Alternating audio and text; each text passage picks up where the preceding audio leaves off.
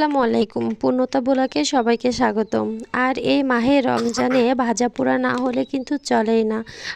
ইফতারির সময় আমরা কিন্তু অনেক রকম ভাজা পোড়া খেয়ে থাকি, আর বাসায় তৈরি করা ভাজা পোড়া খেতে কিন্তু দারুণ লাগে। বাইরের কিন্তু অনেক রকম মশলা তো দেওয়া হয়, আর আজকে আমি দেখাবো বাসায় তৈরি ঘরোয়া যে মশলা থাকে তাই দিয়ে মচমচে একটা বেগুনের চপ। আপনারা ভালো লাগলে লাইক, কমেন্ট আর চ্যানেলটি সাবস্ক্রাইব দিয়ে আমার ভিডিওটি দেখা শুরু করবেন। তাহলে চলেন দেখা যায়। আমি এখানে একটা পাত্রে বেসন নিয়েছি।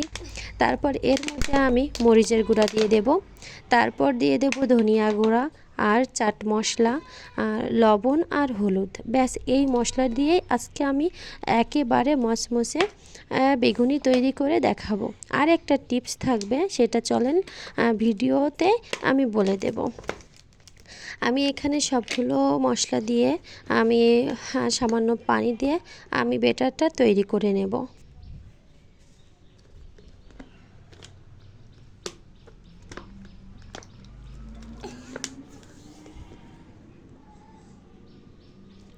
আর আমি কিন্তু এর মধ্যে চালের গুঁড়া দিয়েছিলাম। আপনারা চাইলে দিতে পারেন, না হলে নাও দিতে পারেন, কারণ সব সময় তো বাসায় কর্নফ্লাওয়ার থাকে না, তার জন্য আমি এখানে চালের গুঁড়াটা ইউজ করছি।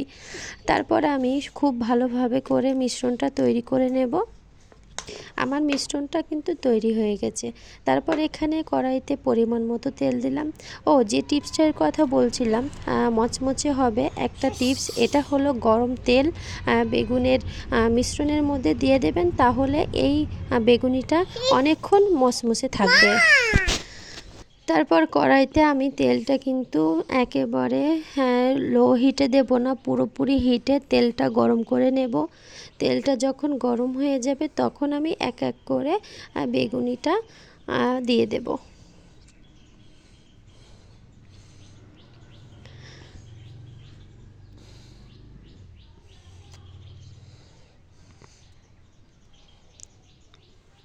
বেগুনিগুলো দেখেন কি সুন্দর করে ফুলে উঠছে। আসলে গ্রামের বাসায় কিন্তু বাড়িতে কিছুই দেওয়া হয় না, তাও কিন্তু বেগুনিগুলো খেতে একেবারে দোকানের মতো কেনার স্বাদ পাওয়া যায়। সামান্য ঘরোয়া মশলা দিয়েই এত সুন্দর মচমচে বেগুনি বানাতে পারবেন। তারপর আমার ভাজা হয়ে গেছে, এখন আমি উঠিয়ে নেব।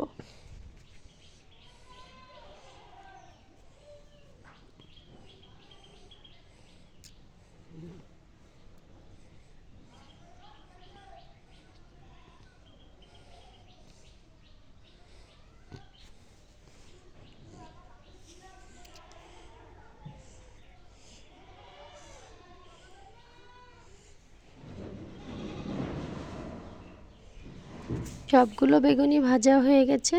এই যে সবগুলো কিন্তু একেবারে মচমচে। এটা আপনি চাইলে 2 থেকে 3 ঘন্টা রেখে দিতে পারেন, সমস্যা হবে না। ভিডিওটি ভালো লাগলে লাইক, কমেন্ট, শেয়ার করবেন, চ্যানেলটি সাবস্ক্রাইব করবেন।